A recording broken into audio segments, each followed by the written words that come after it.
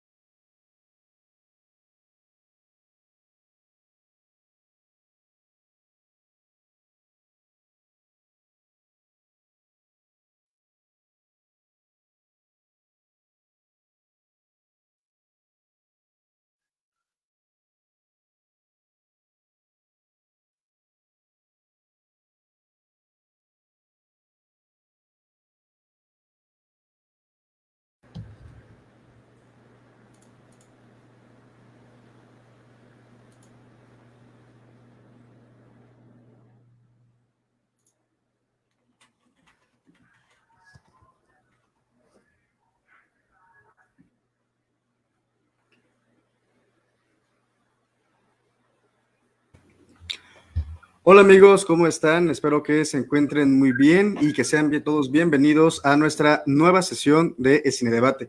Nos disculpamos por las complicaciones técnicas que tuvimos el día de hoy, pero pues bueno, no nos queda más que darles la bienvenida a nuestra sexta sesión, la Hidalgo, la historia jamás contada, en la cual pues, como ustedes saben, vamos a estar participando. En esta ocasión solamente vamos a estar mi compañero Felipe y yo. Nuestra compañera Mireya no se encuentra por nosotros por razones personales, tuvo un problema en su familia y a ella y a su familia les mandamos un abrazo y un beso muy fuerte. Estamos con ustedes y les deseamos pronta resignación. Y bueno, el día de hoy está con nosotros nuestro queridísimo profesor Adrián, y solamente permítanme un segundo porque por todos los problemas técnicos que tuvimos, cerré la presentación del doctor, entonces permítanme un momento. Aquí la tenemos.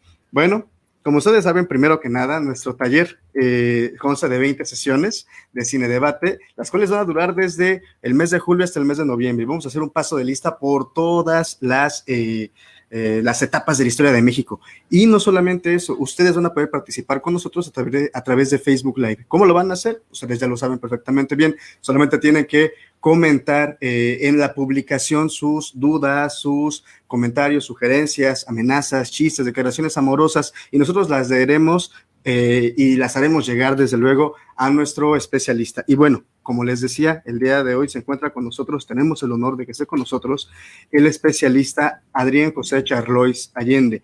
Él es licenciado en Historia y maestro en Comunicación por la Universidad de Guadalajara, doctor en Historiografía por la Universidad Autónoma Metropolitana.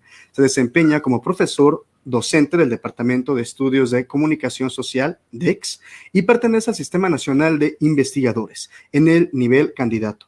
Su área de interés es la convergencia entre discurso histórico, memoria y medios de comunicación. Imparte cursos sobre historia de los medios de comunicación masiva, problemas socioeconómicos de México e investigación, tanto en el DEX como en los departamentos de Desarrollo Social e Historia de la Universidad de Guadalajara. Muchas gracias por estar con nosotros, doctor. Y pues bueno, le doy paso a mi compañero Felipe para que nos hable un poco de la película de la que vamos a hablar hoy.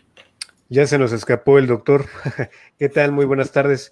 Bueno, en lo que esperamos que vuelva, les voy a hablar así rápidamente un poco sobre este filme. Como recordarán, hoy vamos a hablar de la película Hidalgo, la historia jamás contada. Esta película fue dirigida por José Antonio Serrano Argüelles y estrenada en el año de 2010, alrededor de las celebraciones del bicentenario de la independencia de México. Contó con un presupuesto de $4.5 millones.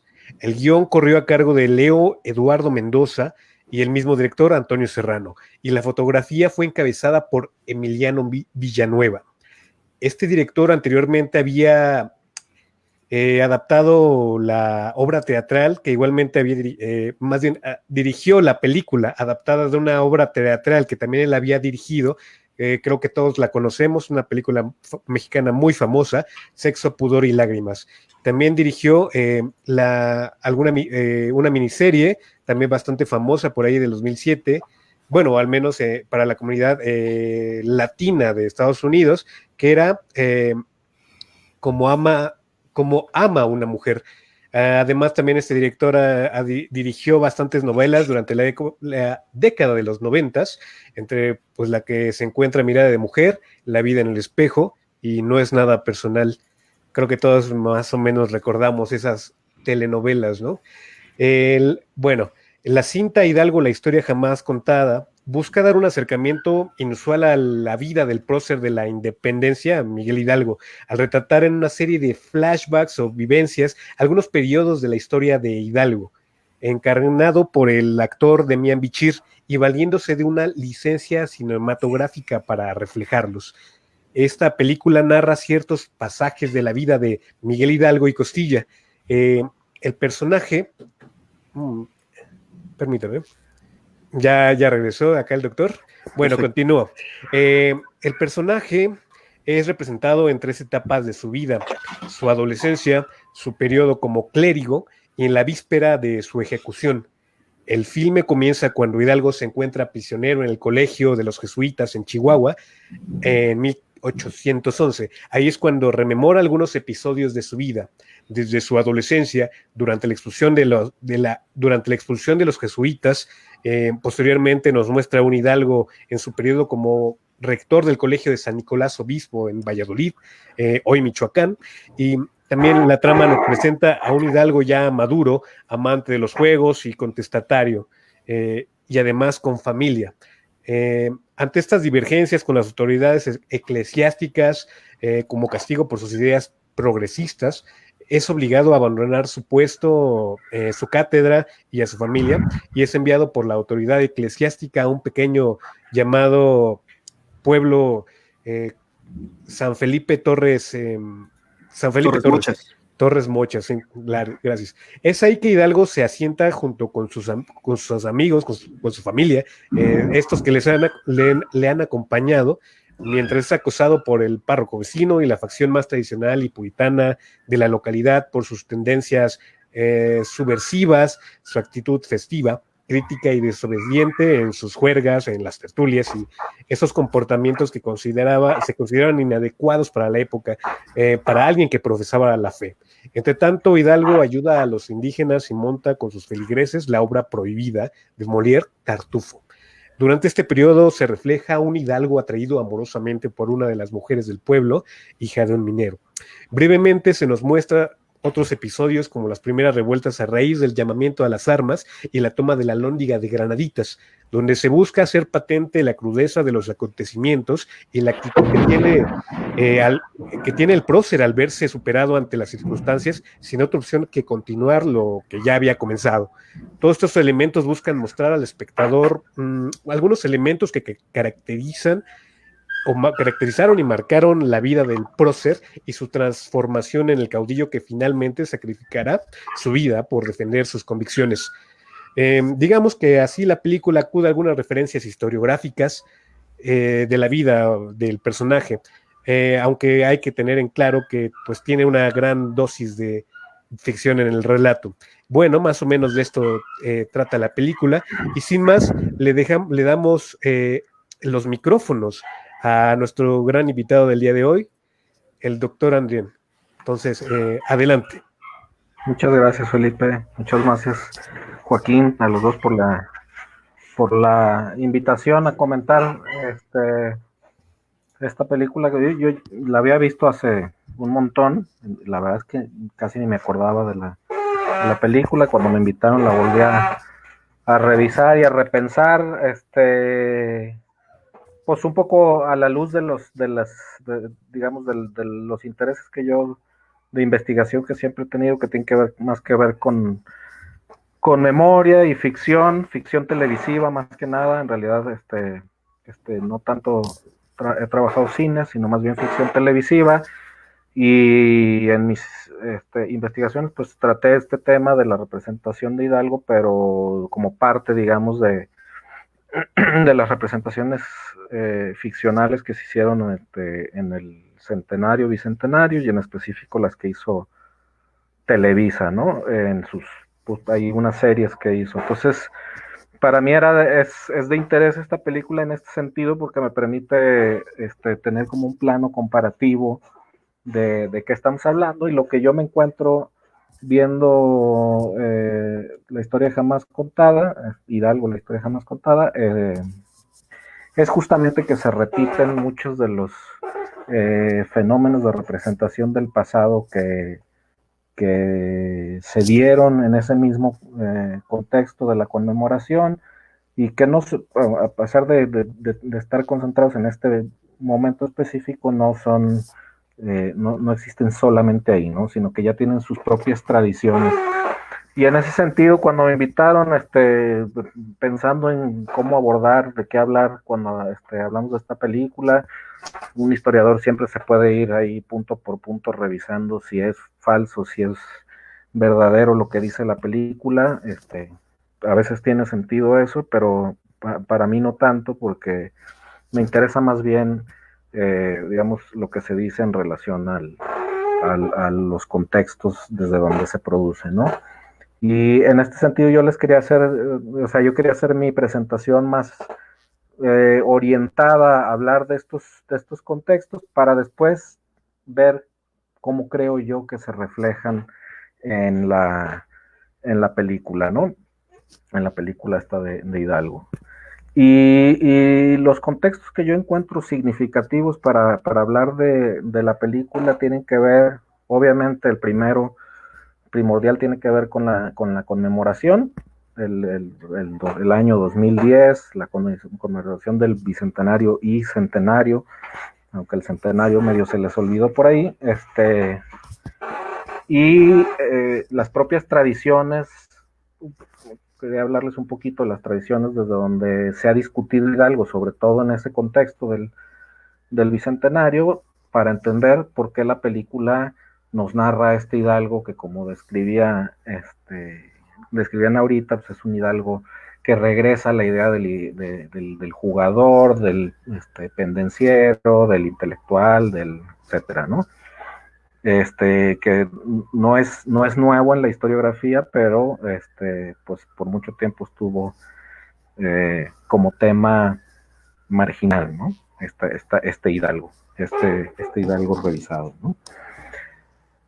El contexto de 2010, así en términos muy generales de la conmemoración, podríamos decirlo como un contexto, no le quiero llamar caótico, pero sí con excesivas tensiones en nuestras formas de ver el pasado, o por lo menos tensiones a las que no nos tenía acostumbrados los gobiernos anteriores, que mantenían por lo general un discurso más o menos coherente a lo largo de 90 años, ¿sí? 90 años más o menos, ¿no? Un poco menos, 80, 90 años, ¿no?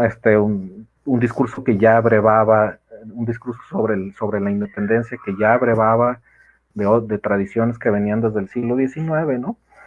Pero que en el 2010 queda un poco, digamos, limitado por, digamos, la situación política, quienes estaban en el gobierno. En ese momento estaba el PAN, Calderón, pero en realidad las comisiones del 2010, de los festejos del 2010 empiezan desde 4 años antes, cuando estaba de salida ya Vicente Fox Quesada, ¿no? Y en ese sentido, podríamos decir que el panismo no era el proyecto político,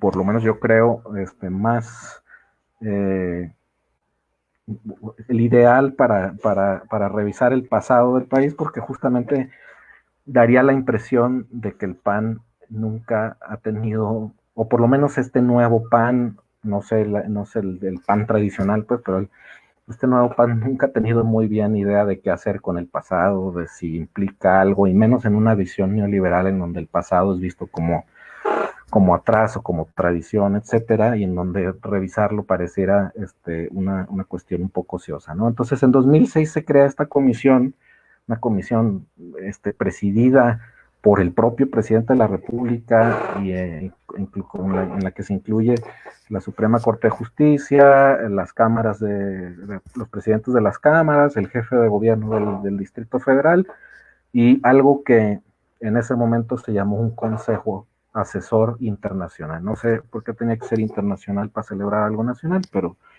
un Consejo Asesor Internacional, ¿no? Entonces, se arma como ven, tienen, digamos, actores políticos en medio que son de diversa procedencia y por lo tanto de diversas tradiciones interpretativas del pasado, y entonces piden tomar en cuenta en esta primera etapa una especie de integración pluricultural y una especie de un plan de festejos que sean incluyentes, democráticos, etcétera, ¿no? Lo que ya nos va marcando una especie de presentismo en el pasado, en las maneras como puede ser pensado ese pasado, ¿no? No tenemos, porque tenemos que hablar de democracia cuando estamos hablando de la independencia, incluyentes con quién, con qué, etcétera, ¿no? A partir de su conformación, esta comisión va a ir pasando de mano en mano. Primero va a ser Cuauhtémoc Cárdenas a invitación de Fox, va a presidirla, después la toma momentáneamente Felipe Calderón, que la deja a manos de Sergio Varela, que era en ese momento presidente de Conaculta, como la figura, director de Conaculta, ¿no? Después va a pasar a Rafael Tovar y de Teresa, José Manuel Villalpando y Alonso Lujambio, ¿no? Entonces,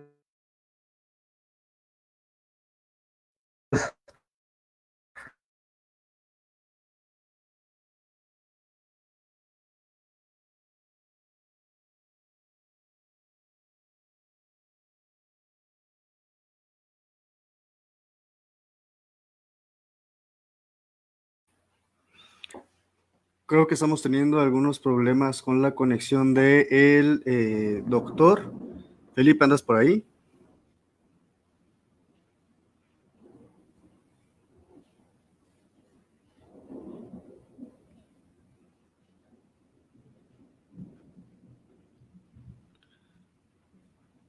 Felipe, ¿no te escucho?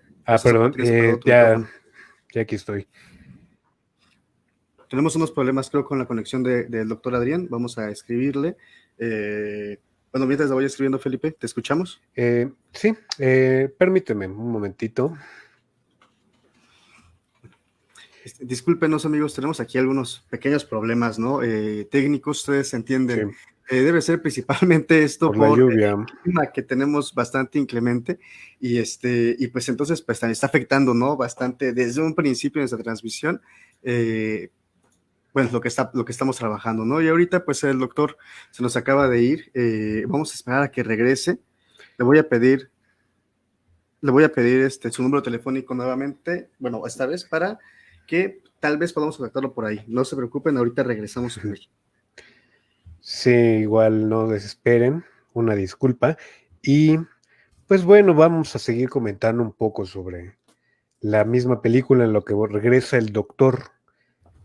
Pues realmente sí es curiosa el momento en el que se realiza, que es en estas celebraciones del 2010, y podríamos, sobre todo, cuestionarnos cuál era la finalidad en la que se empieza a desarrollar o recordemos que también hay varias películas que durante este periodo son como de corte eh, histórico, no sé qué tan nacionalista podríamos llamarle o decirle.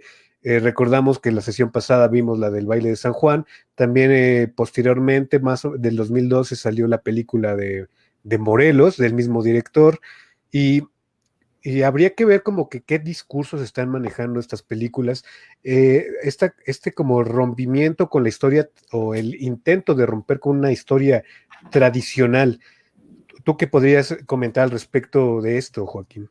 Claro, creo que el doctor está a punto de conectarse, pero pues bien, como está comentando Luis Felipe, parece, ¿no? Esta estructura de la historia es justo por donde está hablando el doctor Adrián.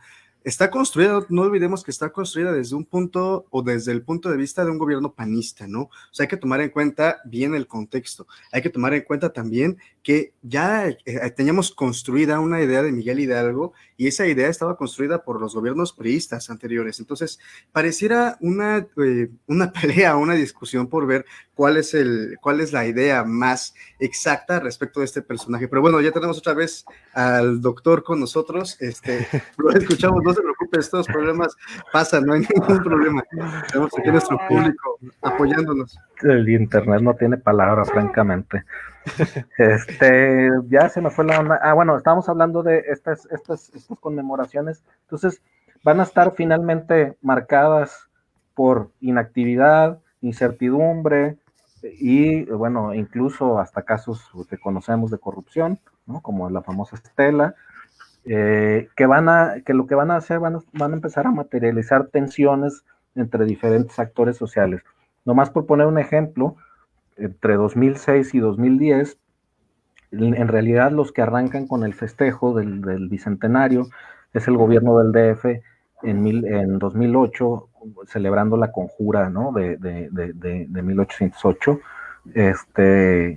y se le adelantan básicamente al gobierno federal, ¿no? Entonces, ¿qué nos indica esto? En cierta manera, una especie de falta de rumbo, de un agente enunciador central que diga hacia dónde van los festejos, ¿no? Un poco lo que está en cierta manera pasando con esta situación de la pandemia, ¿no? Que de repente saltan gobernadores por aquí y por allá.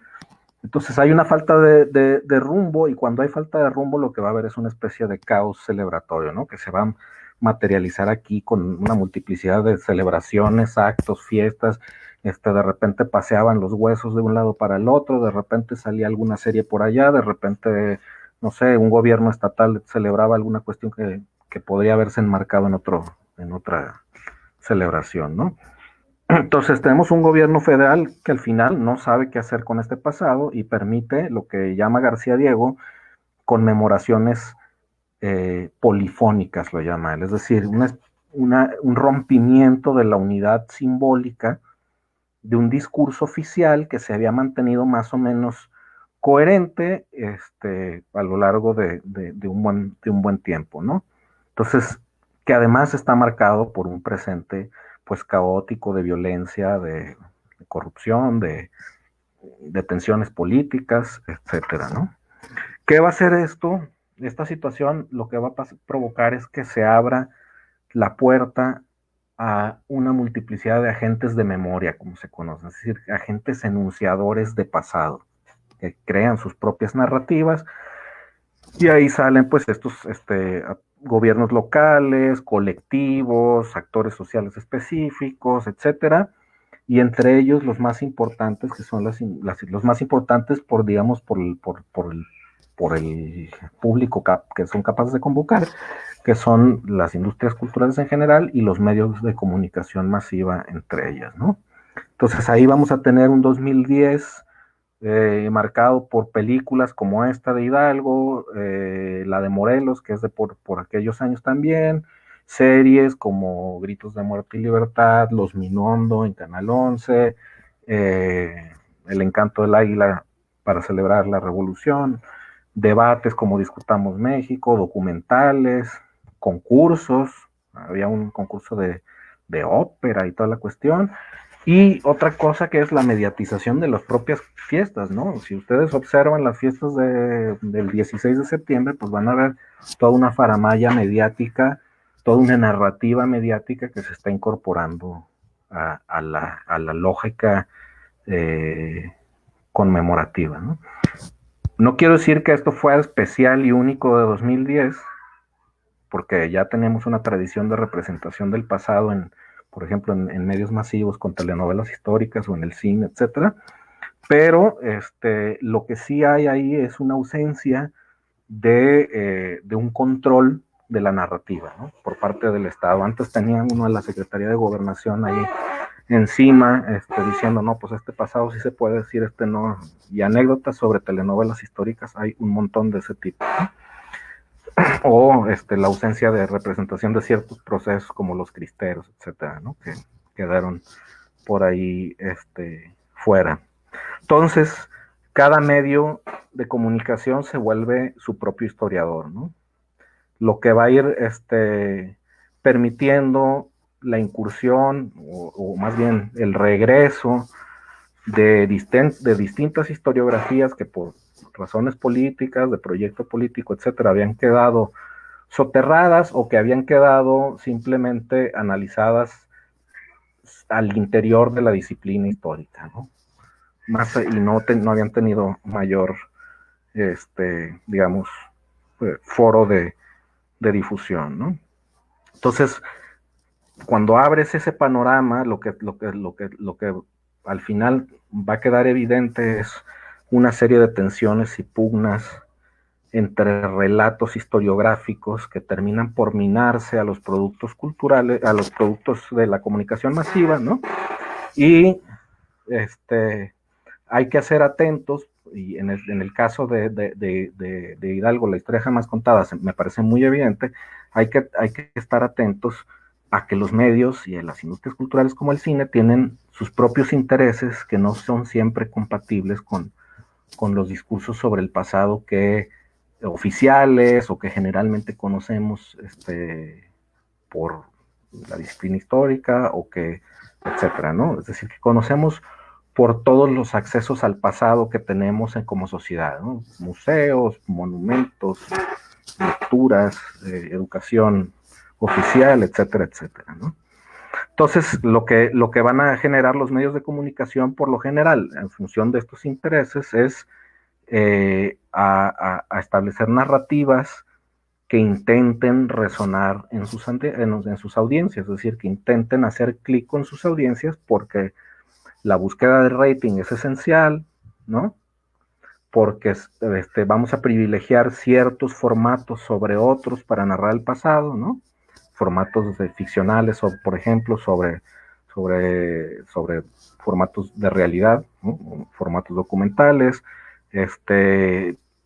géneros como el melodrama, para hacer más llamativo el pasado, el privilegio de perspectivas, como es el caso de la que nos atañe ahorita, en donde el individuo es el centro de la trama, ¿no? Es decir, el individuo se vuelve el motor de los procesos históricos, ¿no? Y esto se logra sobre todo a través de la humanización, lo que llaman ellos, por lo menos en el caso de Televisa así le llamaban la humanización del personaje. Y creo que Serrano por ahí también lo mencionaban cuando presentó ¿no? Y humanizar el personaje o humanizar los procesos significa entrar en una serie de contradicciones evidentes, porque pues, así son las personalidades, públicas o no públicas, así son las personalidades, ¿no? Entonces los medios privilegian esto, privilegian representaciones presentistas, es decir, donde el presente es la clave de interpretación de ese pasado, ¿no? Presentes, y estamos hablando de un presente de violencia, etcétera, etcétera. Entonces esas son las claves de representación y de comprensión de la narrativa, ¿no? Hacen representaciones fragmentarias. Aquí tenemos también en esta película un buen ejemplo, es decir, no nos están hablando de la independencia, nos están hablando de la vida de Hidalgo, y una vida que se entiende en relación a la independencia, pero que en realidad el centro de la trama no es la independencia, ¿no? Entonces, son estas representaciones fragmentarias que en un público general pues van quedando como pedacitos, como ventanitas al pasado, ¿no? Por la obvia razón de que los medios, ni el cine, ni nada puede representar la totalidad del pasado, ¿no? En fin, de ahí que estos elementos son fundamentales en las representaciones mediáticas porque el fin es ¿no? Es atraer a la gente, es hacer relevante el producto mediático, ¿no? Y cumplir así con un proceso comunicativo entre la gente del pasado, es decir, el medio de comunicación específico, de la gente de memoria, perdón, y sus audiencias que están alfabetizadas en estas formas de leer la realidad, ¿no? Es decir, todos nos educamos viendo medios de comunicación, y todos nos educamos viendo un cierto tipo de cine, etcétera, y entonces vamos a entender mejor las películas o los productos que nos hablen en ese lenguaje que las que entren en lenguajes mucho más complejos, ¿no? Este es un marco de conmemoración, en el que es importante tenerlo en cuenta para ver esta película, y es un marco, digamos, mediático interesante para tener en cuenta en el por qué estamos viendo el Hidalgo que estamos viendo en esta película, ¿no? Otro contexto y otra tradición es la propia representación de Hidalgo, ¿no? Hidalgo también tiene, desde recién acabado el proceso de independencia y establecido los primeros gobiernos, tiene ya su propia dinámica de representación que se va a ir fomentando y debatiendo y discutiendo a lo largo del siglo XIX, básicamente a través de dos perspectivas. Y digo básicamente, esto es solamente simplificar el asunto. La conservadora, Lucas Alamán, etcétera, que van a privilegiar hacer evidentes defectos y contradicciones de Hidalgo y así bajarle unos peldaños a su heroicidad, ¿no? Imagínense estos historiadores discutiendo en medio, que además vivieron el proceso. En el caso de Lucas Alamán, además vivió y convivió con Hidalgo, que a lo largo del siglo XIX, en pos de un proyecto político específico, van a tender o van a buscar disminuir este simbolismo que tiene Hidalgo, ¿no? Y la otra, la contraparte, pues esta visión liberal, digamos, que además va a migrar a través de la revolución al siglo XX, ¿no? Esta visión liberal que lo que hace es poner como las bases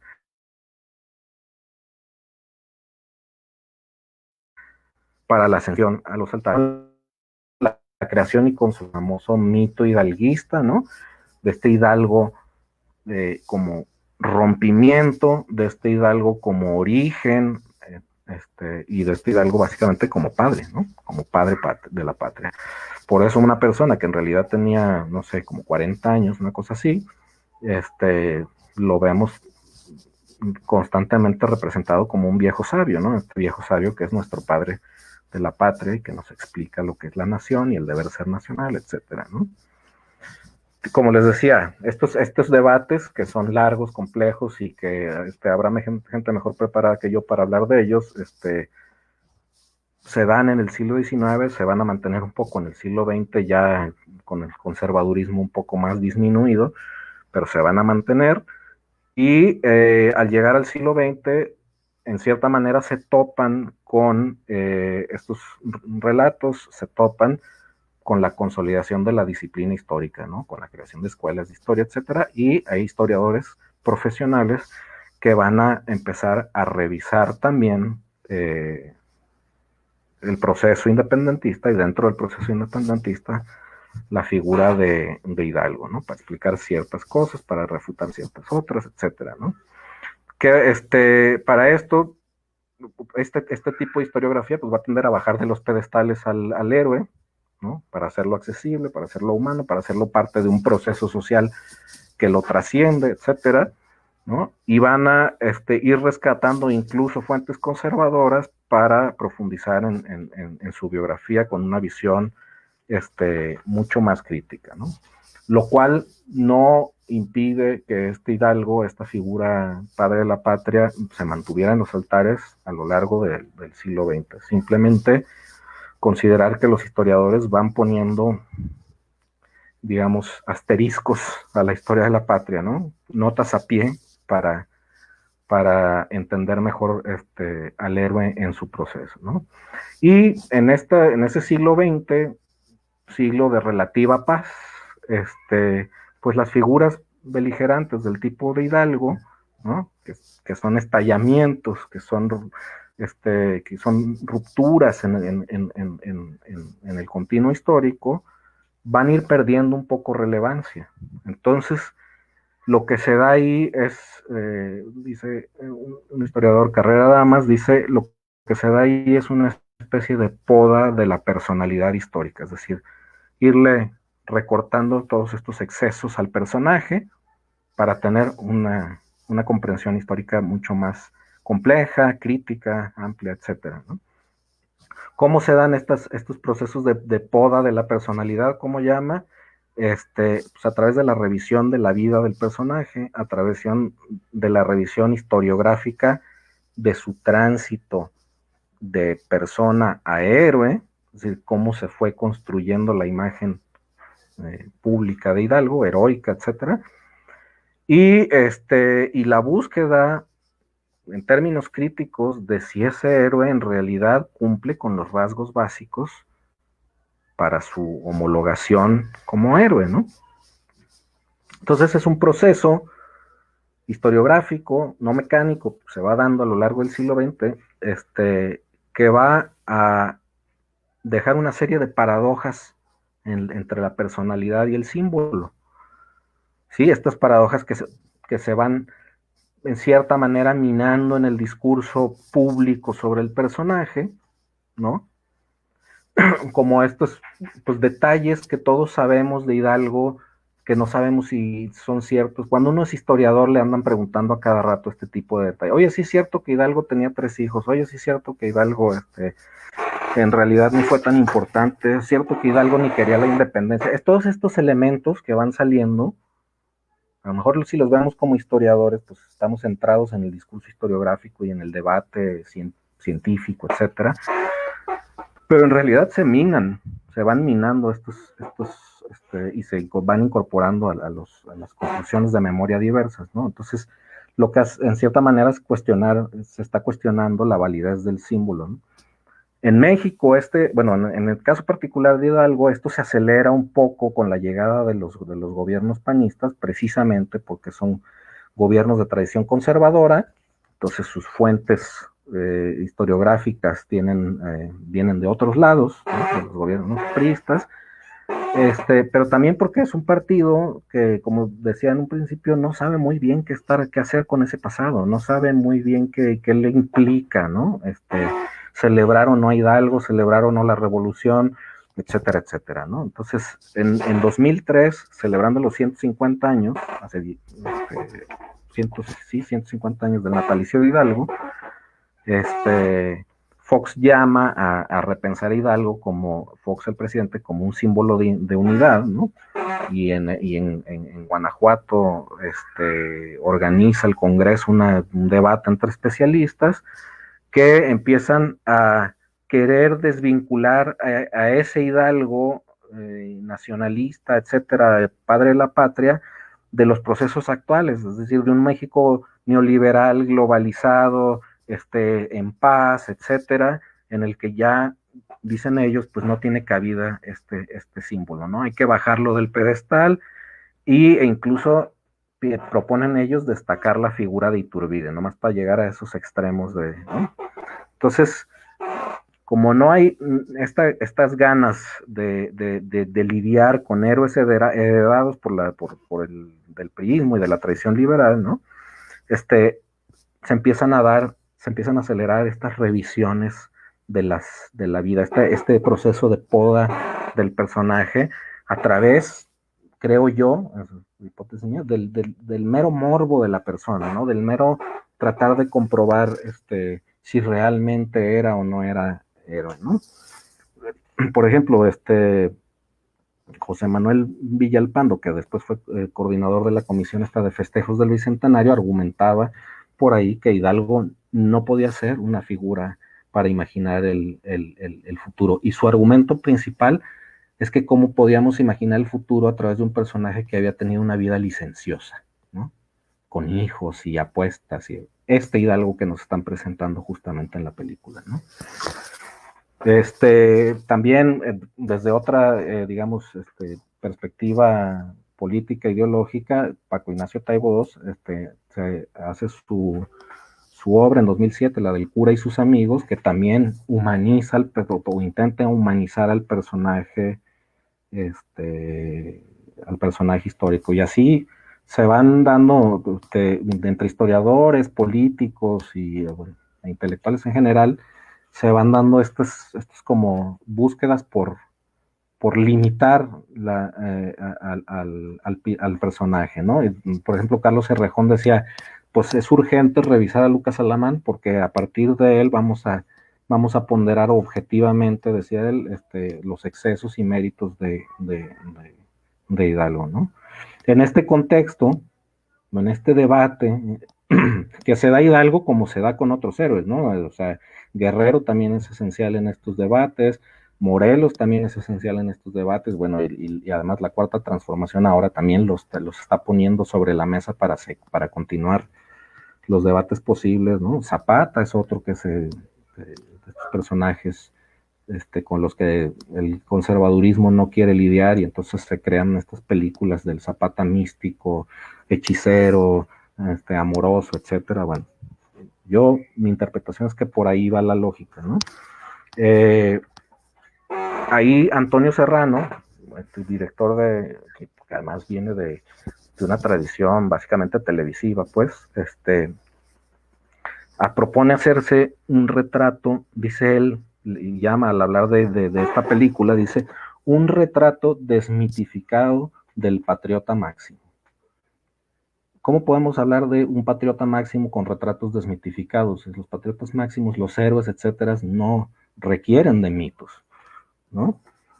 Dice él, necesitamos saber que los héroes fueron personas con cualidades y defectos, ¿no? Reconocer la humanidad de un héroe consiste en irle otorgando facetas que lo hacen contradictorio, complejo y fascinante, lo que sea que eso signifique, ¿no? Entonces, se empieza a establecer la necesidad de una narrativa, él mismo lo está poniendo encima, lo está poniendo sobre la mesa, la necesidad de una narrativa que parta de esas paradojas, ¿no? Es decir, ¿de veras existe un héroe que puede ser a la vez humano? ¿No? ¿Es eso posible? ¿Es eso necesario? ¿Eso es lo que necesita un proyecto nacional? ¿No? Entonces, se empiezan a generar estas características en el proceso de hacer evidentes las contradicciones, de ajustarse a la búsqueda de espectacularidad en formatos mediáticos que nos provean de una sensación de realidad, y volvemos en un proceso que la historiografía disciplinar cada vez se va alejando más. Bueno, de repente hay vueltas, pero que cada vez se van alejando más de la idea de individuo como motor de la historia, ¿no? Y eso es lo que el cine, la tele, vuelven otra vez a poner sobre la mesa, ¿no? Entonces, en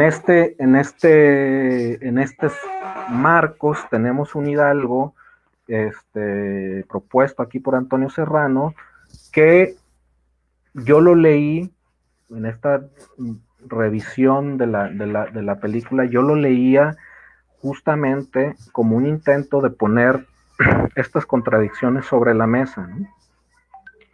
Lo que tenemos es un momento específico en el que arranca la película, Hidalgo en prisión en Acatita del Baján, en Chihuahua, etcétera, en donde lo que está haciendo es buscar la redención, ¿no? ¿Y cómo se logra la redención? Se logra a través del arrepentimiento, y últimamente del martirio, ¿no? Entonces, aquí ya tenemos el inicio y el fin de la película, ya nos ponen el marco desde donde podemos leer, ¿no? Es una persona en completo sufrimiento, en completo arrepentimiento, que va a expiar sus culpas. ¿Cómo? Muriendo por la patria, ¿no? Básicamente. Entonces, eso es en el final, en el inicio tenemos sufriendo en la celda, y esa introspección lo hace, o sea, ese sufrimiento se materializa en una introspección que lo hace regresar al pasado, pues casi que desde la niñez, ¿no? Al pasado en Valladolid, en Morelia, ¿no? Su paso por la Nicolaíta, etcétera, en donde ya nos van marcando rasgos esenciales desde el principio, desde ese hidalgo joven, ya nos van marcando rasgos esenciales a tomar en cuenta. Un hidalgo que pase lo que pase, contradicciones las que tenga, será siempre cercano al pueblo, ¿no? Y empieza, creo que las primeras escenas en Valladolid ya es él con Ascanio se llama, ¿no? Un indígena, pues no sé si brujo, chamán, etcétera, y que se va a materializar esto también en su llegada a Torres Mochas, a Felipe Torres Mochas, ¿no? Con talleres para el pueblo, etcétera, ¿no? O sea, hidalgo con conciencia social, si lo podemos llamar de alguna manera, ¿no? Por un lado. Por el otro, un hidalgo rebelde que desde el principio nos marca que está trabajando con lecturas prohibidas, ¿no? Con los ilustrados franceses, etcétera, y obras de teatro prohibidas, etcétera, ¿no? Que tiene dudas sobre su vocación como sacerdote, de naturaleza rebelde, ¿sí? Es decir, ese hidalgo nos está explicando que es sumamente posible que el tipo el 16 de septiembre, el 15 de septiembre, toque las campanas para llamar a una rebelión. O sea, nos está poniendo el escenario para considerarlo, ¿no? Y una representación que se da en una construcción maniquea muy melodramática, muy tradicional del melodrama, una construcción maniquea que lo que nos va a estar constantemente remarcando a lo largo de la película es: los españoles son los malos, los mexicanos son los buenos, básicamente, ¿no? Los españoles y quien esté con los españoles, ¿no? Es nosotros los mexicanos contra los otros españoles, malos, terriblemente malos, esquemáticamente malos, ¿no? Que prohíben, que castigan, que juzgan todo el tiempo, contra este hidalgo libre de espíritu, ¿cómo se dice? Justiciero, intelectual, ese es como nos estamos representando nosotros los mexicanos, ¿no? A través de esa figura que es el padre de la patria. Entonces lo que está haciendo esta película es ir enfatizando estos elementos en cierta manera contradictorios de Hidalgo, ¿no? Por un lado muy cercano al pueblo, por el otro lado llevándose muy bien con las élites, por un lado es un cura intelectual, etcétera, pero por otro le gustan los juegos de azar y el sexo, y etcétera, etcétera, ¿no? Y las lecturas prohibidas, ¿sí? Estas contradicciones en un marco de esquemas tan sencillos que son fáciles de interpretar para todos. O sea, esto está sucediendo en un momento en que los españoles son terribles y que se está justificando que esta persona, intelectualísimo y rebeldoso, nos libere del yugo de estas personas, de estos españoles terribles, ¿no? Entonces los personajes se van construyendo en cierta manera así, ¿no? Por un lado, Hidalgo, su familia, el pueblo con el que trabaja, ¿no? Ascanio y el pueblo con el que trabaja, ¿sí? Con los que van montando esta obra de del Tartufo, y por el otro, pues primero, el arzobispo, ahora no recuerdo el nombre, perdón, el obispo Abadi Queipo, ¿no? Una disculpa por los gritos. El obispo Abadi Queipo y el curita de San Felipe Torres Mocha, que se llama el clérigo Ramírez, ¿no? Que si ustedes ven, o sea, hasta la actuación exagerada y todo del famoso clérigo Ramírez, pues es la materialización de la maldad, ¿no? Así como en las telenovelas, el malo, malo, malo, el bueno, bueno, bueno, el tonto, tonto, tonto y así, el chistoso, etcétera, así igual, ¿no? Hasta a un nivel que cuando está ahí sufriendo porque Hidalgo está tratando de hacer una obra de teatro ahí en el pueblo, etcétera, dice, en un rezo acá compungido, dice, permítame acabar con este libertino que ha alejado mi rebaño de tu casa, ¿no? Casi que nos estuviera hablando, tengan cuidado con este personaje que va a llevarse al rebaño, a los mexicanos, a ese pueblo mexicano inexistente en ese momento, pero que la historiografía liberal nos dice que existe desde hace miles de años. Estos mexicanos, me los están alejando de su casa, del Imperio Español, ¿no? Entonces, se convierte él en ese constructo de maldad, ¿no? Que representa la oposición, digamos, a Hidalgo, ¿no? Estos son los elementos que van a ir explicando a lo largo del filme. En realidad el filme, pues es más que historia en sí, más que hechos precisos, solamente se enfatizan algunos momentos pues, para construir al personaje. Por ejemplo, por ahí tiene una crisis Hidalgo y tiene un flashback terrible, o no recuerdo en qué parte precisa, en el que regresa a la toma de la Alhóndiga de Granaditas, que parece que fue una cuestión seria, pues, de descontrol de las masas y de mucha violencia, etcétera, pero que ese discurso es fundamentalmente Lucas Alamán. Es Alamán hablando de lo terrible que fue Hidalgo cuando llegó. Si ustedes hicieran un ejercicio comparativo, se encontrarían con que esta película y el Hidalgo que nos representan, por ejemplo, en Gritos de Muerte y Libertad, que es la que yo trabajé en doctorado, pues básicamente usan el mismo punto para ejemplificar lo terrible y lo contradictorio que podía ser Hidalgo. Lo mismo. De hecho, en Gritos de Muerte y Libertad tiene todo un capítulo que está armado representando a Lucas Alamán, que en ese momento vivía en Guanajuato, representando a Lucas Alamán, y toda la perspectiva de Lucas Alamán. Y esto es lo mismo aquí, o sea, de repente estás viendo la película, una historia pues entre de amor y de etcétera, ¿no? Esta de Hidalgo, la historia jamás contada, y de repente te vuelve a la Alhóndiga de Granaditas para que te des cuenta de lo terrible que pudo haber sido Hidalgo, que a pesar de ser muy cercano al pueblo, jamás tuvo control sobre el pueblo, y entonces era un personaje sumamente peligroso, que por ende acabó en la capital, Baján, encarcelado, a punto de morir, ¿no? Básicamente ese es el Hidalgo que nos presentan. Luego hay todo un rejuego en la película que habría que ser mucho más preciso en el análisis, yo creo, conociendo bien la obra del Tartufo, etcétera, en el que se nota que la propia obra es una referencia a esta situación que se está viviendo entre criollos y españoles, ¿no? Por ahí, o sea, el gusto de Hidalgo por esta obra se nota, cuando él lo menciona por ahí, que dice que esta obra critica, ¿no? A los hipócritas, santurrones y ambiciosos. Pues, ¿de quién nos están hablando, no?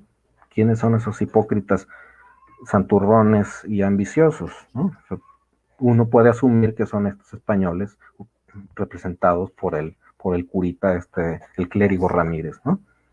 Entonces, curiosamente, pareciera que al final de la película el Tartufo es Hidalgo, también podría ser otra interpretación, ¿no? En la que él ya a punto de ser fusilado y en el colmo del arrepentimiento se agarra de la cruz y se vuelve él el hipócrita santurrón, ¿no? Básicamente el hipócrita santurrón en contra de todo lo que nos está representando la película de este Hidalgo libre pensador, etcétera, rebelde, revolucionario, etcétera, ¿no? Entonces, yo creo que es en términos generales, es una película interesante, más allá del tema de si dice la verdad o no dice la verdad, porque es obvio que hay elementos en los que la historia va por otro lado, nunca se supo si realmente tuvo hijos, como para estarlo afirmando. En realidad no se va de Valladolid para irse a San Felipe Torres Mocho, se va a Colima primero. O sea, hay un montón de elementos de la película que como historiador, o sea, habría que hablar con un historiador del periodo y que seguramente nos va a ir remarcando las inconsistencias, pero me parece mucho más productivo leerla en términos de lo que nos está queriendo decir en un contexto como en el que el caos es tanto, digamos, a principios del siglo XXI, la violencia es tanta, la polarización política es tanta, que quién sabe si sigan siendo relevantes personajes como ¿no? Y que entonces se vuelve buen momento para revisarlos, ¿no? Habrá otros momentos en que presentar la vida de un personaje así no sea lo más adecuado. Yo no me imagino que ahorita surgiera una película como estas de Benito Juárez, ¿no? No es el momento para hablar del personaje en este tipo de narrativas y en esta manera. Podría hacerse, pero y no va a haber consecuencias, pero hay otros momentos en que la telenovela histórica nos ha enseñado que el gobierno puso freno a interpretaciones del tipo, ¿no? Que no había esta libertad, y en este caso tenemos un contexto conmemorativo que es tan caótico y tan desarticulado que permite hablar de un Hidalgo así de contradictorio, ¿no? Así de poco de antiheroico en cierta manera, ¿no? Yo hasta ahí me quedo con mi lectura, no sé, Vale. Ok, pues muchísimas gracias, doctor. Le agradecemos todo lo que nos está mencionando y pues bueno, los recordamos, por favor, amigos, amigas de Cineclub, por favor pongan sus comentarios, sus reflexiones, pónganlas en la caja de comentarios de Facebook Live para que nosotros podamos leérselas al doctor Adrián y él nos pueda seguir comentando sus interpretaciones al respecto de esto. Y bueno, pues voy a pasar simplemente a la parte de la interpretación también de la película y del breve comentario respecto a lo que está comentando el doctor. Justamente me parece interesante porque estábamos hablando previamente de esta situación, ¿no? En la cual esta película que se muestra como una idea de un Hidalgo bastante liberal, ¿no? Un Hidalgo bastante libertino, cretino y como muy revolucionario, entre comillas. Pareciera más bien una trampa, ¿no? Pareciera que más bien nos está diciendo la película, porque fíjense nada más, ¿no? Tenemos el título, Hidalgo, la historia jamás contada. Es decir, tienes lo que no te quisieron decir de Hidalgo.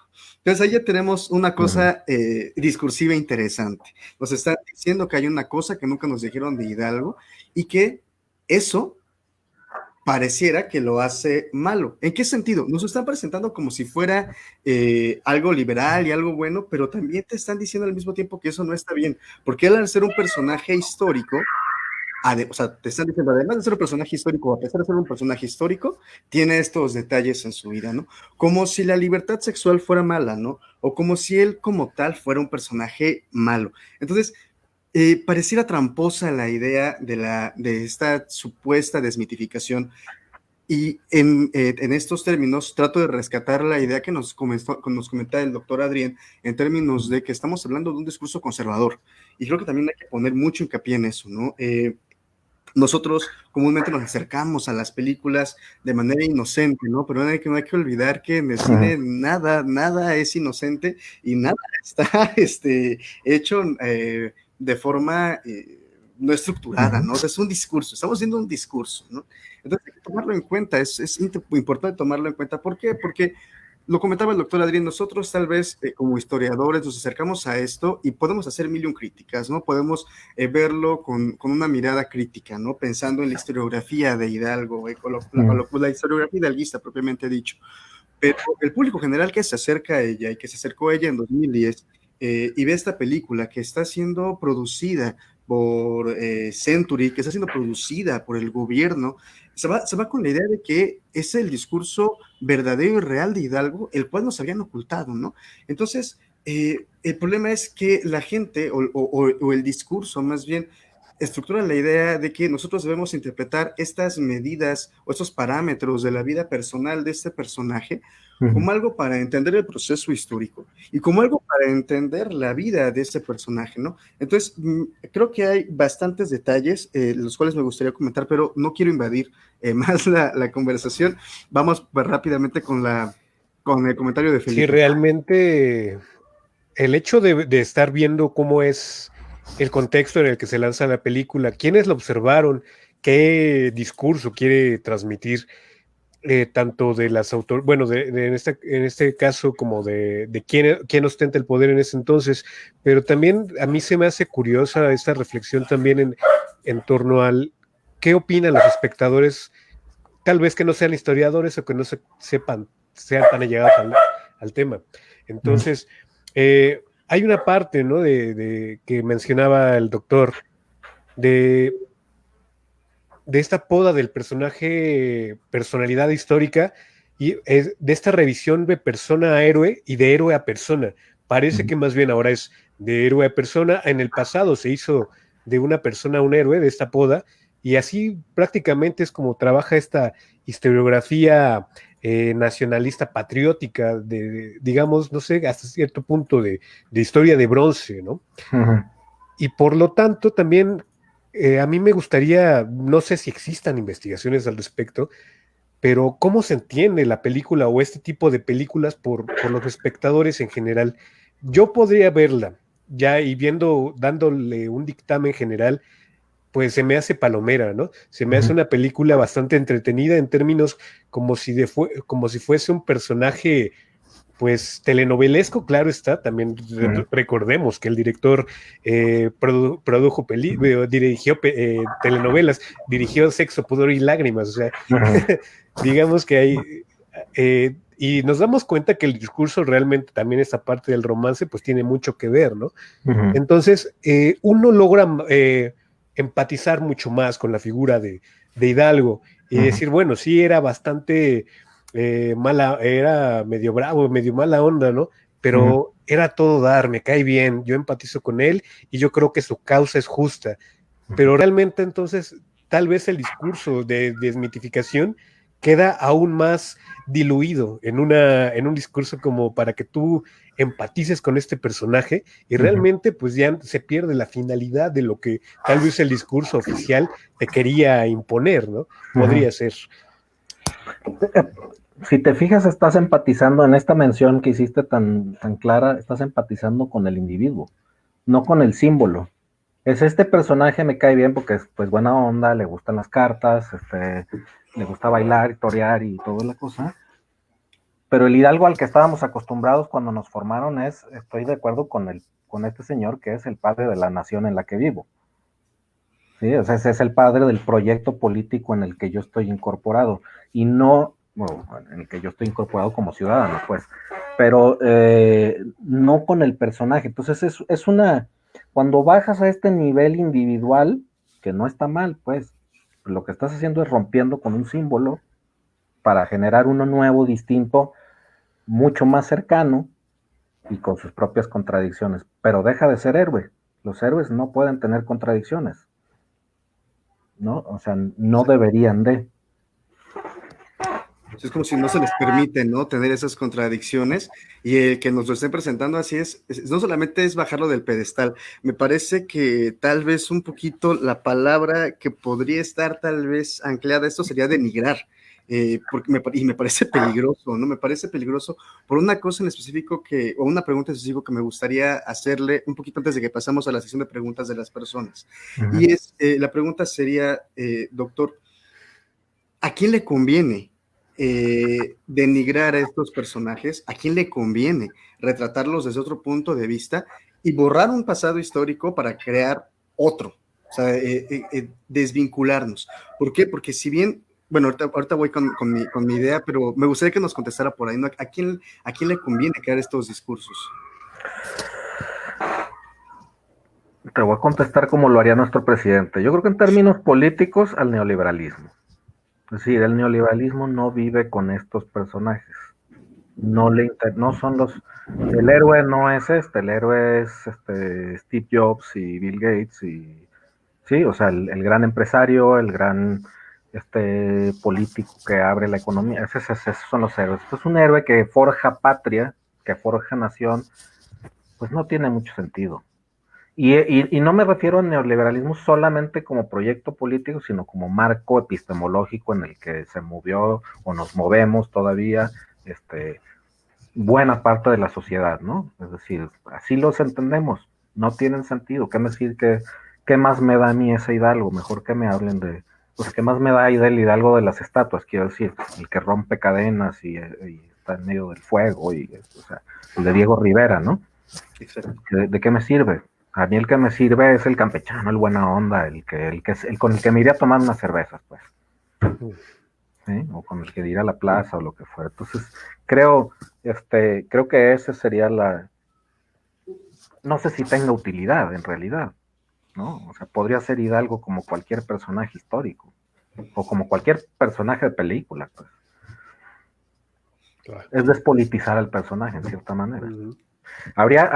Sería bien interesante, ya que pasen estos 6 años de sexenio y los que sigan, si continúa el proyecto político de la Cuarta Transformación, cuestionarse realmente si hay una ruptura entre periodos y hacer así entonces más relevante, ¿no? Porque ahorita están poniendo otra vez a personajes históricos, ¿no? Y la idea de celebrarlos en su día es parte de esta retórica un poco vieja, ¿no?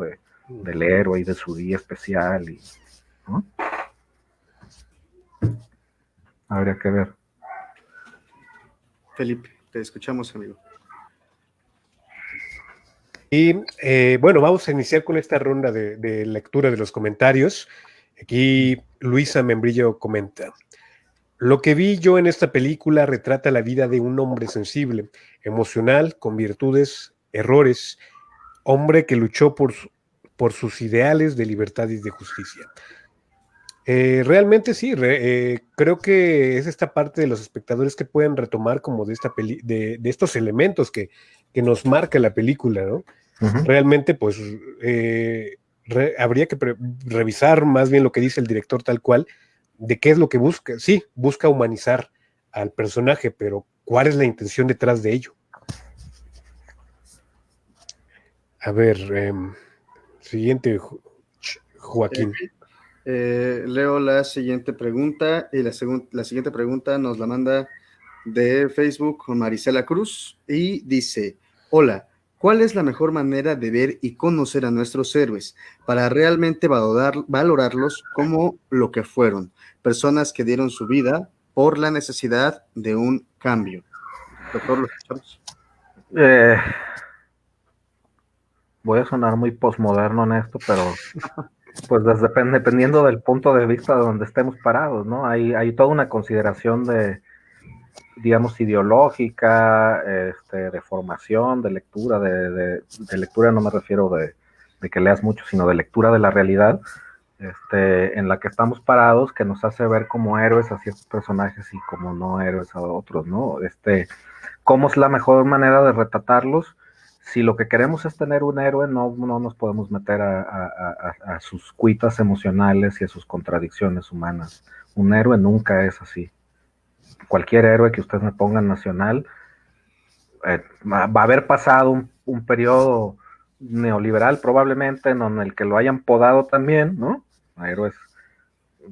Pero si ustedes van pues a Cuba, ¿cómo se podrá ver un héroe en Cuba? Pues tendremos que tener un discurso oficial, especial, etcétera. Entonces, la manera de verlo y conocerlo como héroe, yo lo dejaría como héroe. ¿Para qué queremos más, no? Eso es, o sea, es tal cual como héroe, como una figura inalcanzable, y que la misma Marisela creo que se está respondiendo, es que dieron su vida por la necesidad de cambio, es decir, un héroe es básicamente un mártir, ¿no? El momento específico de la vida de un héroe que testifica su condición de heroicidad es su martirio, es la muerte por los ideales, ¿no? Es el logro máximo, es que alguien muera por sus ideales. Entonces, dependiendo de lo que necesitemos, ¿no? Como sociedad, quiero decir, pues. Ok, muchas gracias, doctor. Aquí, no sé si lo puedo mover un poco más para que no tape aquí. Bueno, lo voy a dejar así mientras. Okay. Yo, como sabrás, bueno, Juan Manuel Morales comenta, yo, como sabrás, no idealizo a nadie. Obvio, la hacienda de Corralejo es muy importante en los últimos años del siglo XX. Yo soy comunista con raíces y frutos liberales. Todo el mundo sabe que Morelos, un mulato, es otro de los grandes héroes y progenitor de un reaccionario muy importante. Como sabrás, también soy católico, en el sentido estricto, es decir, universal. Por eso mis hijas son libres de su sexualidad, igual que Johnny, y no doy, y no doy más, soy igual. Johnny fue una magnífica referencia. Johnny, pero bueno. Perdón. Ay, se me fue la pregunta, la tenías ahí en... Perdón, ya, aquí está. Ok. Sí, pues Morelos es otro de los grandes héroes de la patria. Y precisamente el hecho de ser progenitor de un reaccionario, ha sido, no voy a decir que de esas historias escondidas, pues la conocemos desde hace mucho tiempo, pero es de las que no suelen mencionarse muy seguido, ¿no? Y eso es justamente parte de construir a Morelos héroe, ¿no? O sea, Morelos, que fue un mulato muy cercano al pueblo, luchador, gran estratega, gran jurista, etcétera, se le conoce casi como el padre de las constituciones mexicanas y de todo, sí, o sea, es el que estableció y puso en letras el deber ser nacional. Pues ese personaje pudo procrear esa cosa que vino a traer a un emperador desde Europa, ¿no? A rogarle ahí a hincarse un emperador europeo. Pues son las contradicciones de la vida que tenemos todos, ¿no? O sea, lo que pasa es que a nosotros no nos construyen como héroes, pues, pero... En fin. A ver. Muchas gracias. Tenemos otra pregunta, otro comentario de Marisela Cruz. Dice, creo que no es válido someter a juicio moral a un héroe, cuando lo realmente válido es lo que nos heredaron a costa de mucha sangre, una nación independiente. Ok, muchas gracias por el comentario. Doctor, ¿tiene algo que comentar ante estas afirmaciones? Pues un juicio moral ya lo estamos comentando cuando decimos que dio una nación independiente, pues. Pero es parte. Lo que pasa es que aquí tenemos, claro, la idea de que alguien venga y nos destruya a los héroes, pues nunca es agradable, ¿no? Ya sean héroes individuales o héroes sociales. Entonces, no es válido, pues también dependiendo de dónde se pare uno, ¿no? Para los españoles y para los conservadores será muy válido juzgar porque a ellos no les dieron ni una nación independiente, en todo caso les quitaron un pedazo de territorio, ¿no? Lo vemos como mexicanos y orgullosos estamos de eso, de lo que tenemos, y en tanto estemos orgullosos de esos, pues serán figuras relevantes, Hidalgo, Morelos, Guerrero, porque pues nos dieron un país independiente y nos dieron un proyecto político más o menos coherente que permitió generar una nación más o menos coherente, pues, ¿no? Y que en cierta manera pervive y que en cierta manera, pero también agarrarse de la prohibición de hacer juicios morales, pues va a permitir que las contradicciones de todos modos afloren por aquí y por allá, ¿no? Se puede tener como héroe líderes comunistas y ser, pues, en el caso de China, ¿no? Se podrá tener como héroe a Mao Zedong y ser uno de los países más capitalistas, ¿no? Claro. O sea, son contradicciones que se dan y que creo que son naturales y que además implican la revisión constante de héroes, ¿no? Aquí estamos con un aeropuerto Felipe Ángeles, o sea, de repente es un héroe que ¿cuándo? O sea, ¿dónde? Los historiadores los conocemos, pero no es que pululen por ahí, ¿no? Sí, en el público general. Felipe, creo que no tenemos ahorita más comentarios por el momento.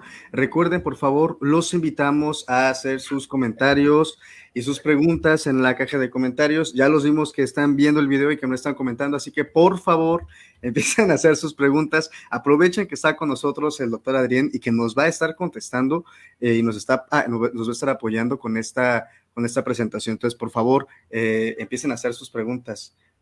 ¿La leo, Felipe, o la lees tú? Tienes apagado el micrófono. Gracias. Ahora sí, Ruth Gallardo comenta: hola, estoy de acuerdo con recalcar el contexto político bajo el que se hizo la película y el discurso detrás. Sin embargo, ¿por qué no aprovechar este debate y tomar ese discurso para cambiar el enfoque a caer en cuenta que la historia ha sido hecha por humanos, por personas que tienen intereses contrarios, y así interiorizar que no debemos ser ingenuos con los discursos políticos, incluso los actuales? Pues muy sensato el comentario de Ruth. Digamos, se tiene que aprovechar y los contextos conmemorativos siempre se aprovechan, o por lo general se suelen aprovechar para debatir este tipo de figuras y de proyectos políticos que tienen un anclaje en el pasado. Ahora, eso es un juego que a veces hasta ni en la academia histórica o historiográfica está tan presente en considerar que cuando estamos hablando de historia nos tenemos que preguntar para empezar de qué historia estamos hablando. Si estamos hablando de historia como academia, si estamos hablando de historia como proyecto político, si estamos hablando de memoria colectiva, de aquello que nos genera identidad, pertenencia, etcétera. Entonces, a mí me parece fundamental la idea como historiador, me parece fundamental revisar héroe por héroe y darnos cuenta, digo, cosa que los historiadores más o menos ya lo tienen reflexionado desde hace unos años, de que la historia está hecha por humanos y que interpretada por humanos y nunca es verdad, pues, o sea, nunca es, digamos, es un discurso único y coherente y ya está. No, la historia va cambiando, se va modificando, se van añadiendo y quitando cosas, eso es como un proceso natural de estar revisando el pasado. Ya no recuerdo si es Koselleck o quién que propone, o sea, toda visión de futuro tiene una visión de pasado, no hay futuro sin pasado, ¿no? Entonces, cuando haces revisiones sobre el pasado, tienen que tener un enfoque respecto a lo que quieres hacer en el futuro, ¿no? O lo que estás haciendo en el presente, que siempre es futuro, ¿no? Inmediato. Pero tienen que tener esa idea. Entonces, es pertinente, como lo dice Ruth, estar aprovechando estos debates para revisar hacia dónde queremos ir, ¿no? Hacia dónde, qué figuras o qué procesos específicos de la historia van a sustentar el camino hacia donde queremos caminar, ¿no? Pues lo estamos viendo, además lo estamos viendo en tiempo real todos los días en las mañaneras, eso. ¿No? Eso es algo que está constantemente puesto sobre la mesa. Para poder hablar de cuarta transformación tenemos que hablar de Felipe Ángeles y de Benito Juárez y de eso, ¿no? Es poner el acento en diferentes. Cuando entró Fox, cuando cambió y puso la foto de Madero atrás de la silla presidencial, ¿no? Porque la democracia y el camino hacia adelante, hacia el futuro es la democracia, y la democracia y la democracia y la democracia, y se le llenó la boca de democracia hasta que no soportó la propia democracia, ¿no? Sí, pues es cierto. Lo vemos muy bien ahorita en este gobierno, ¿no? Cómo este gobierno ha retomado de manera fáctica a ciertos personajes muy específicos para determinar su orientación histórica y a partir de ella poder determinar su discurso, ¿no? y tiene que ver con todos los planes de acción que está llevando a cabo el gobierno, ¿no? Por ejemplo, retratarte como cardenista tiene que ver con, por ejemplo, esta lucha en el sur ahora por llevar una industria en el sur, ¿no? Exacto. Tenemos estos discursos de gobierno que es bien importante tomarlos en cuenta para interpretar no solamente al pasado, amigos. Recuerden eso, por favor. La historia no nos ayuda solamente para entender el pasado, o sea, la historia nos ayuda para comprender el presente y para comprender a los gobiernos de los cuales nos está hablando esta historia, ¿no? La historia que tenemos oficial habla finalmente del discurso del gobierno que tenemos en momento, ¿no? Que tenemos actualmente. Entonces hay que tomarlo en cuenta y hay que verlo así.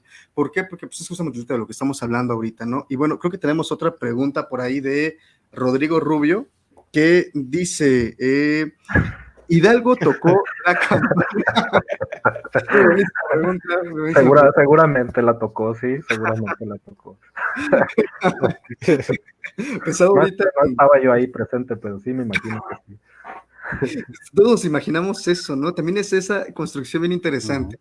Y esta pregunta de Rodrigo me recuerda un poco a la obra de Taibo, justamente de la que estaba hablando hace rato, respecto a esta crítica, ¿no? De cómo en la monografía vemos a Hidalgo en un balcón tocando la campana y tenemos en realidad, o más bien, o tenemos dentro de los archivos o de las memorias a la casa de Hidalgo que no tiene balcones y que más bien pareciera que todo se desarrolló en su patio, ¿no? En su atrio. Y tenemos que, después de eso, es que se va al atrio y le pide a un personaje, creo que le llamaban el cojo o algo así, que toque la campana, ¿no? Entonces, ¿cómo chocan estas ideas y estas interpretaciones de la historia? Y esta pregunta de Rodrigo me parece maravillosa para abordarlo, ¿no? Sí. Por eso luego el turismo, o incluso turismo lo pongo como en términos generales de la población, pero cuando entras a estudiar historia, la licenciatura, pues es bien anticlimático todo, ¿no? O vas de turista, eso que dices, o sea, llegas a Dolores y lo ves y dices, no, pues esto no tiene nada de patriótico, o sea, esto es un pueblo cualquiera, pues, ¿no? Ese tipo de cosas que suceden. Sí, la realidad es muy distinta a lo que generalmente nos pintan monográficamente o tenemos esta idea. Creo que, claro, a partir de los libros de texto gratuito, ¿no? De la educación básica, de ahí comienza todo este imaginario tan curioso. Aquí nos comenta ahora Luisa Membrillo, ¿qué libros nos recomiendas sobre la independencia de México? Gracias. Híjole, no, específicos no, ahorita no tengo ni idea. No soy especialista en independencia, entonces no, yo como lectura general para público en general, yo siempre recomiendo el del Colegio de México, el de la Nueva Historia General de México, me parece bastante prudente la manera en que escribe y súper accesible, sin meterse en honduras historiográficas y debates que luego terminan por confundir más en la población, ¿no? Siempre son mejor estos discursos bien armados por historiadores, comprometidos con su disciplina, bien entendible, etcétera, ¿no? Porque fuera de ahí, pues hay diccionarios de la independencia, hay las obras de Lucas Alamán y ¿cómo se llama? Ay, se me fue ahorita, de Carlos Bustamante y etcétera, que siempre estarán ahí si uno quiere entrar y si uno quiere entrar además en estas lecturas, ¿no? Con este lenguaje súper florido y etcétera, pues ahí están. Pero como conocimiento general, yo siempre pongo ahí, pues empiecen por ahí y la bibliografía misma del texto sobre la independencia les va a dar las pistas de cuál es lo que se debate generalmente sobre la independencia, ¿no?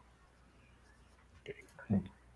Muchas gracias. La siguiente pregunta, Marisela Cruz nuevamente nos pregunta, una imagen de la película, estando previo a morir Hidalgo, ve a su familia del otro lado de la reja y les pide perdón por haberlos llevado hasta ahí. Después los vemos muertos. ¿Quién nos representa esta imagen? Es una imagen pues, muy interesante. ¿A quién llevó hasta ahí? Pues al pueblo mexicano, ¿no? Discúlpenme por haberlos llevado hasta aquí, ¿no? Ahí a donde están terminando. Bueno, Hidalgo no sabe cómo terminó la independencia, Hidalgo no sabe nada más a partir de su muerte, entonces hasta ahí lo que llegó es al fracaso del movimiento, quiero decir, ¿no?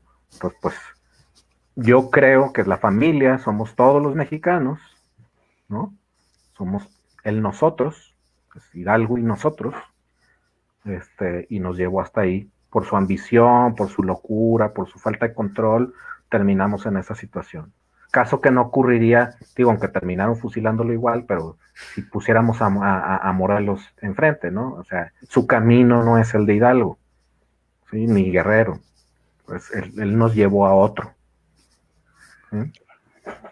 Y hay algo también interesante, ¿no? Me parece, justo en esta pregunta que nos comenta Marisela Cruz, en términos de cómo lo construye la película, ¿no? Porque creo que es casi de las últimas escenas en donde vemos a Hidalgo que ya va caminando hacia el paredón y abre la toma para ver los cuerpos, y como dice usted, es el pueblo, o sea, lo que está tratando de representar es al pueblo. Están los cuerpos, sube la cámara, y entre dos paredes logras ver a lo lejos ya a un Hidalgo vestido como el Hidalgo que conocemos, con su lévita de sacerdote, cuando está siendo fusilado, ¿no? Entonces, el mensaje es clarísimo, ¿no? El mensaje pareciera ser, vean cómo lo que generó Hidalgo fue llevar al pueblo a la derrota. Y también es importante, bueno, no sé, doctor, usted cómo lo interprete, pero a mí me parece que dentro de los parámetros del gobierno panista del que estamos hablando, dentro de un momento histórico en el cual tenemos un descontento social gigantesco por las muertes de la guerra contra el narco, tenemos una inestabilidad política muy grande, nos están diciendo, tal vez desde mi punto de vista personal, que la revolución es mala, o una revolución de ese tipo es mala, porque solamente genera muertes, ¿no? Entonces, me pareciera que el mensaje es muy específico, es muy directo, y está algo disfrazado. Sí, puede ser,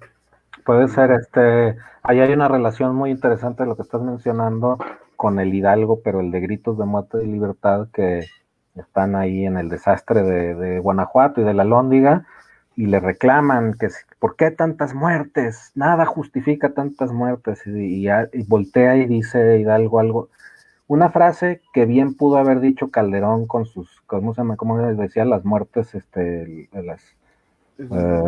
ay, y Daños colaterales. los daños colaterales, eso. Básicamente decía, pues es que todo cambio, todo camino hacia el progreso tiene daños colaterales, algo así, o sea, en el lenguaje, digamos, de Hidalgo de la época, ¿no? Pues un poco eso, ¿no? Es esos locos, este loco, lo que nos llevó, este loco de las cartas y de que las obras y el tartufo y las amantes, a lo que nos va a llevar es a esto, a la muerte, esta, ¿no? Y nos va a pedir perdón, como relacionado con la anterior pregunta, nos va a pedir perdón en el momento en que ya no hay nada que hacer. Entonces, tengan cuidado con estos falsos ídolos, héroes, etcétera, que en realidad tienen esposas y tienen hijos y les gustan las cartas y eso. Claro. Creo yo. Sí, pareciera. Ahora, María comenta: hola, me gustaría conocer bibliografía que hable sobre este asunto de los héroes. Me causa curiosidad saber el impacto histórico que tiene su construcción. Híjole, pues no hay mejor que empezar por su libro se llama Héroes, del siglo XIX. Es lo malo, que se me va la onda los nombres. Ahorita lo busco. Y pues habría que buscar diferentes sobre, en términos teóricos, la condición de heroicidad y el martirio y estas ideas. Hay bastante bibliografía por ahí. ¿Cómo se llama el de los héroes y los grandes personajes? Inglés, siglo XIX. A ver, lo busco. Ahorita me acuerdo. El héroe se llama, ¿no? El libro. Okay. No, o los héroes.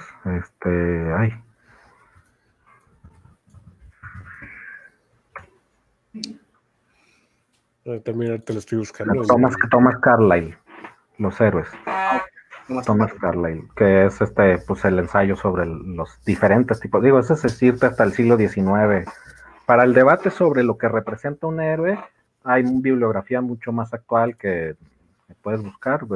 Ahorita entro a mi biblioteca virtual y te digo alguno, pero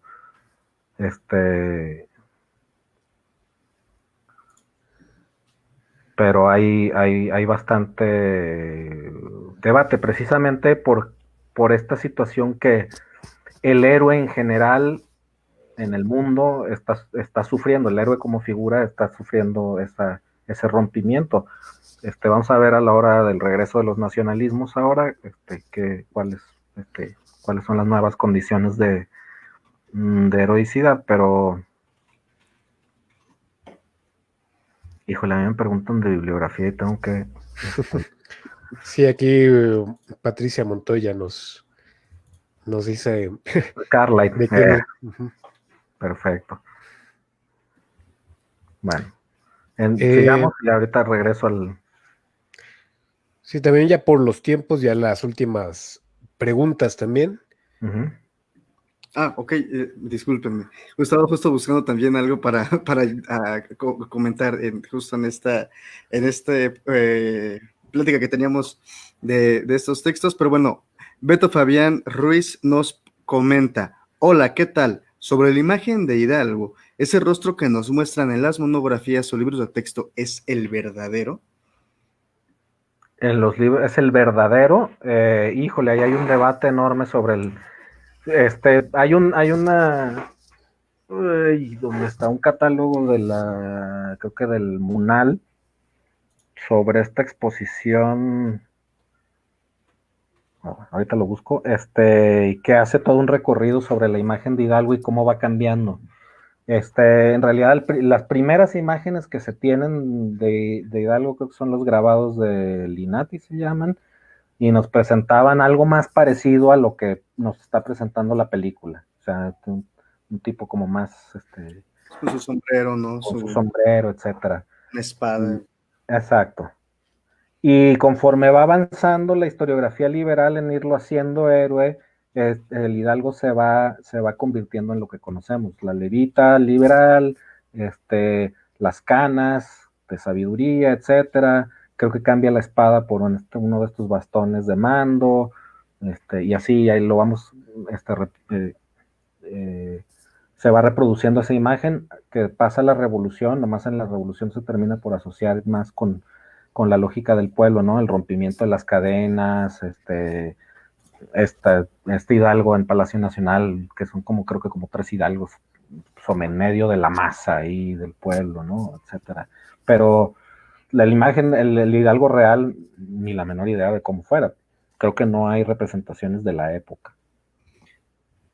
Sí, justamente, ¿no? Porque en ese entonces hay que tomar en cuenta, amigos que nos están viendo, y también nuestro buen Beto Fabián, amigo del Cine Club, debemos tomar en cuenta que solamente eran en aquel entonces retratados, bueno, no retratados, pintados, por decirlo de alguna manera, los personajes que tenían alguna relevancia política o social. Entonces, en el caso de Hidalgo, pues al carecer de esta importancia política y social, no tenía, no hay pinturas de él en vida, no tenemos cuadros de él en vida. Hay muchas representaciones que varias, como comenta el doctor, por ejemplo, esta que nos mencionaba de esta grabado, si no me equivoco, es generada en 1830, o sea, 10 años después de la muerte de Hidalgo, ¿no? Y hay por ahí otra, que no recuerdo muy bien, pero que está en no recuerdo el nombre, pero que está en el museo de en el Castillo de Chapultepec, en el Museo de Historia Nacional. Ahí hay una figurilla pequeña, esta figurilla, no recuerdo quién la crea. Esta figurilla pareciera ser, según el retrato más vivo, más vívido que tenemos de Hidalgo, en el cual, según recuerdo la historia, lo hace un viajero, si no recuerdo, es un viajero holandés, es un viajero extranjero que hace esta pequeña figurilla de Hidalgo a su paso por, no recuerdo si es por Querétaro o precisamente por Guadalajara, pero hace esta figurilla. Yo te digo ahorita mismo. Ahorita voy a plantar 2 pájaros de un tiro. Perfecto. Estatua de Miguel Hidalgo de Clemente Terrazas se llama. El éxodo mexicano. Para quien quería de héroes, los héroes en la mira del arte, y además para ver estas figuras y estos cambios en las figuras de diferentes héroes. Los héroes en la mira del arte, ¿no? Exacto. Muchísimas gracias, doctor. ¿Tenemos por ahí más preguntas, Felipe? Me parece que ya por ahora son todas las los comentarios. Igual ya solo nos quedan unos 5 o 10 minutos, ya también para ir dando cierre a esta actividad del día de hoy. Si alguien más gusta comentar en este lapso, en lo que igualmente ya damos estos comentarios, estas conclusiones, adelante a los espectadores. Sí, y bueno, iniciamos nuevamente contigo, Joaquín. ¿Con qué cierras? Con que las conclusiones, muy bien, pues antes que pasar a todo eso de las conclusiones, pues agradecerle mucho al doctor Adrián por haber estado con nosotros, al público que ha estado con nosotros viéndonos y comentando, a los que están viendo, por favor, ya los vimos, están viendo y no están comentando. Amigos, es importante que todos comentemos y participemos para que eso se nutra más. Recuerden que la comunidad va creciendo y se enriquece con sus comentarios. Este diálogo se enriquece con lo que ustedes piensan, con lo que ustedes opinan. Entonces, aprovechen que tenemos ahorita a la mano a especialistas, aprovechen que tenemos aquí al doctor Adrián para que nos pueda ilustrar y nos pueda comentar bien sobre las dudas que tengan al respecto de este proceso histórico y de esta película específicamente. Y bueno, respecto a la película y las conclusiones, me gustaría cerrar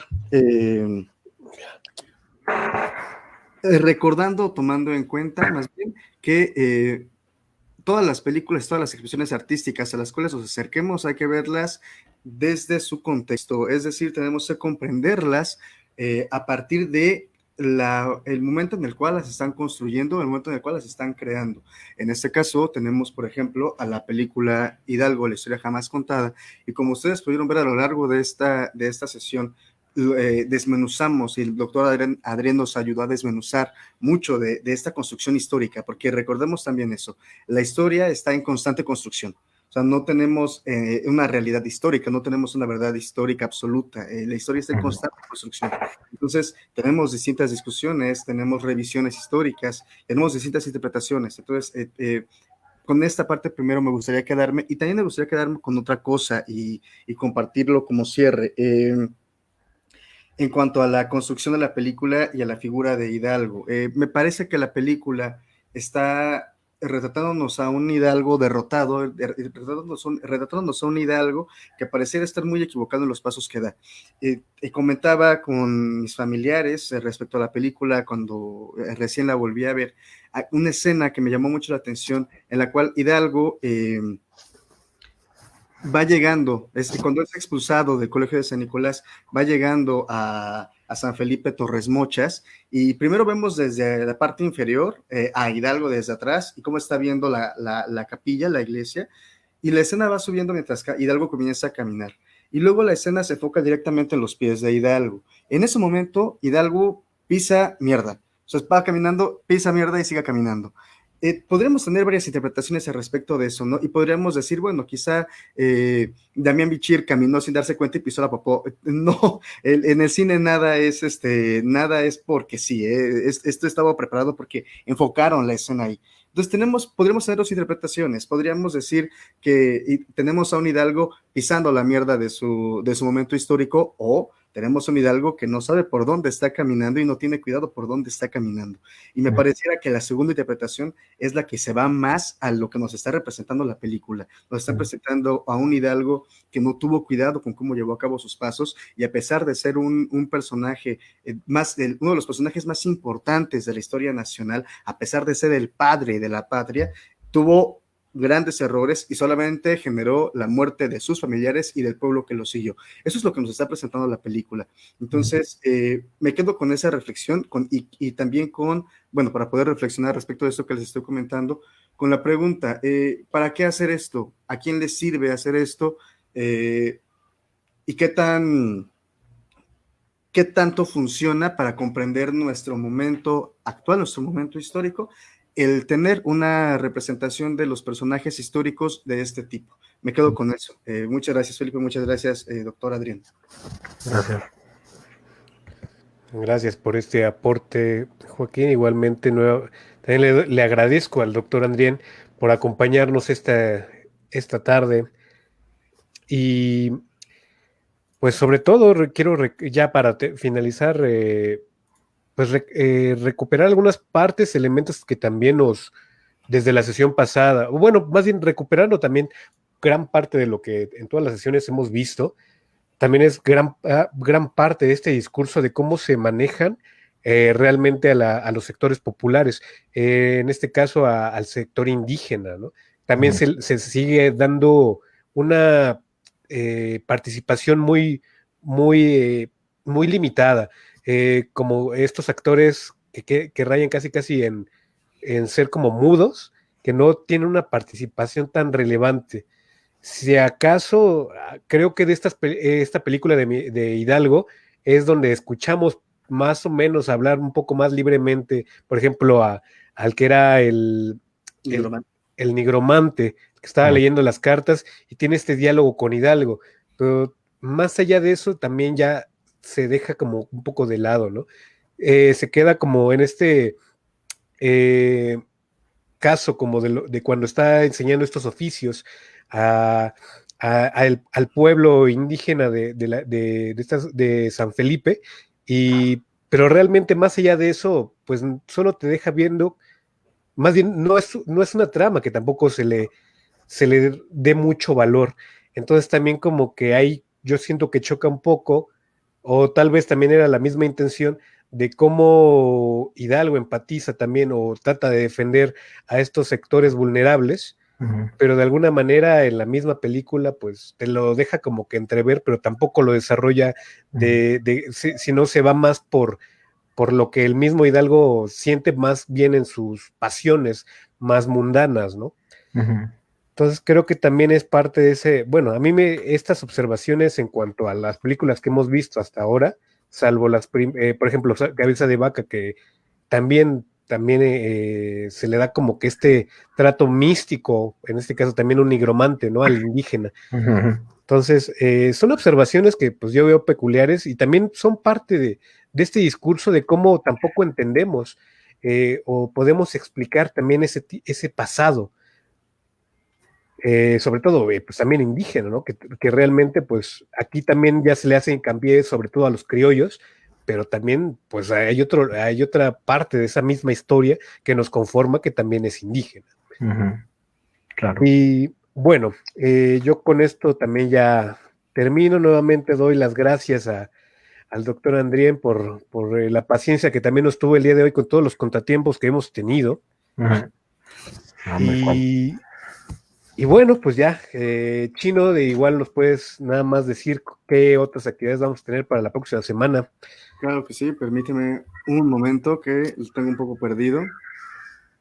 Y bueno, pues voy a pasar rápidamente en lo que Joaquín, los saludos que nos mandaron, sobre todo de Ger Sahim, que nos manda saludos, Maximiliano de Habsburgo, un saludote al mejor profe.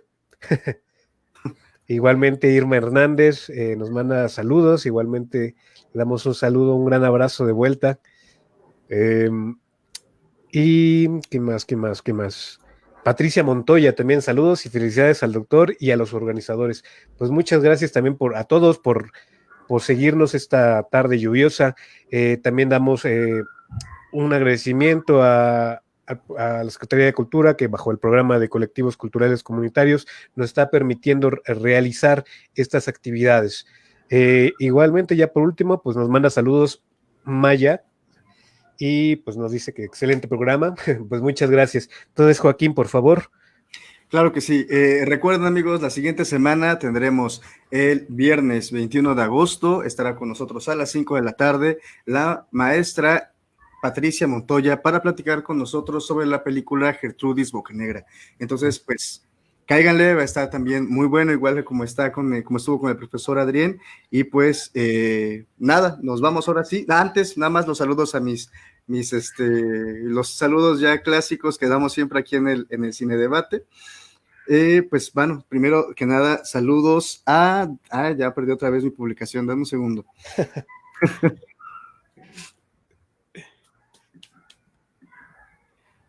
Aquí estamos. Saludos a Orión Volta, un amigo bastante cercano que nos está mandando aquí saludos. Saludos a Beni Xochicale, que nos ha seguido constantemente en las transmisiones de este video, de este cine debate. Saludos también y un gran abrazo a mi queridísimo amigo Félix Omar, que es un gran músico que les recomiendo. Ahorita está dando clases de guitarra a través de, bueno, en línea, entonces pueden contactarse con él. Mariana Baltasar, otra gran amiga del Cine Debate que nos ha seguido constantemente. David Odiseo, un gran amigo del norte, un saludo donde quiera que estés, amigo. Y Ana Luisa Allen, una amiga personal que también constantemente está viéndonos. Y claro, ¿no? Mis estudiantes que siempre están también siguiéndonos, Mayarit, ¿no? Aquí Maximiliano, que también nos está viendo. Y también a Ana María, que nos estaba viendo también desde su casa. Ana María, por favor, señora, muchas gracias por vernos. Le mando un abrazo, extraño su comida. Y bueno, pues creo que ahora sí, nos vamos. Felipe, doctor, muchas gracias. Gracias a Muchas ustedes gracias por la a invitación. todos. Y bueno, nos vemos la próxima semana, así que sigan al pendiente de nuestras redes sociales. Vamos a estar compartiendo también el link de la película que va a ser Gertrudis Bocanegra. Van a poder encontrar el link en alguna publicación que realicemos este fin de semana. Y bueno, ya con eso nos despedimos. Hasta la próxima. Adiós, amigos. Gracias. Hasta luego, gracias. Cuídate, Felipe. Besos a todos. Bye. Chao. Bye. Ay, te fuiste, chino.